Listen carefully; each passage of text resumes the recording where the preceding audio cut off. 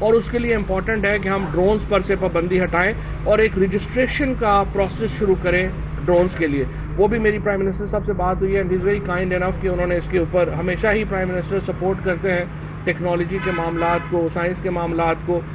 اور اس کے ساتھ ساتھ ہم اپنی جو بچے ہیں جو گورنمنٹ سکولز کو ہم نے جو 6ٹھی 7ویں اور 8ویں جو 3 جماعتیں ہیں ان کو ہم 1500 سکول جو ہیں ان کو ہم STEM سکولز بنانا چاہتے ہیں پہلے مرحلے میں.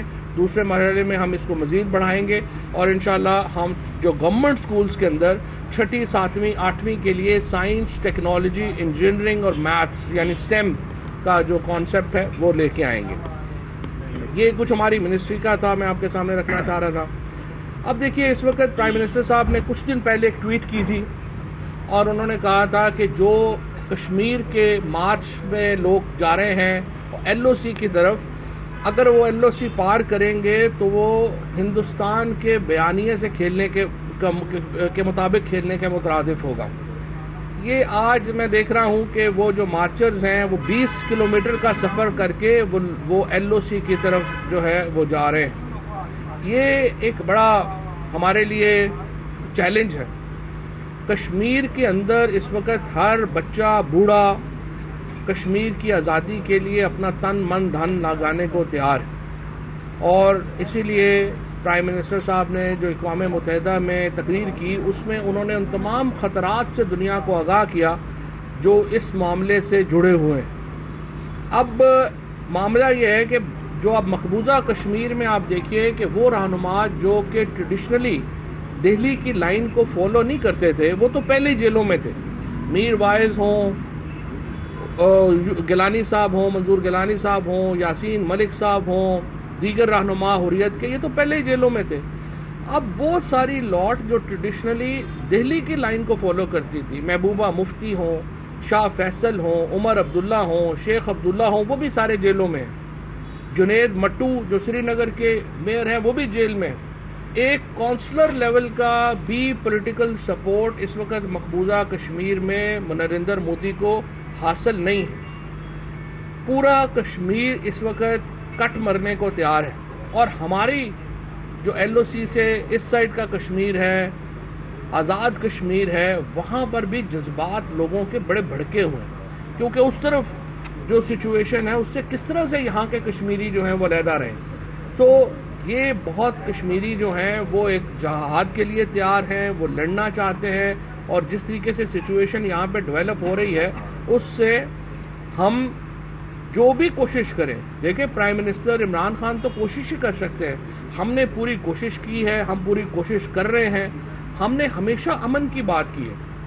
ہم نے کہا آپ 1 قدم بڑھائیں گے, ہم 2 قدم بڑھائیں گے.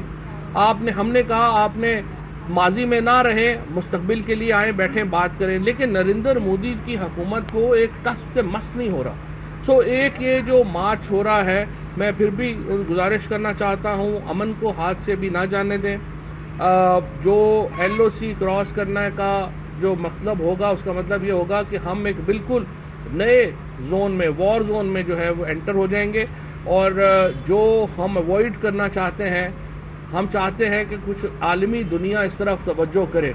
اقوام متحدہ کے سیکرٹری جنرل صاحب سے میں یہ کہنا چاہوں گا کہ خالی تشویش ظاہر کرنے سے معاملہ حل نہیں ہوگا.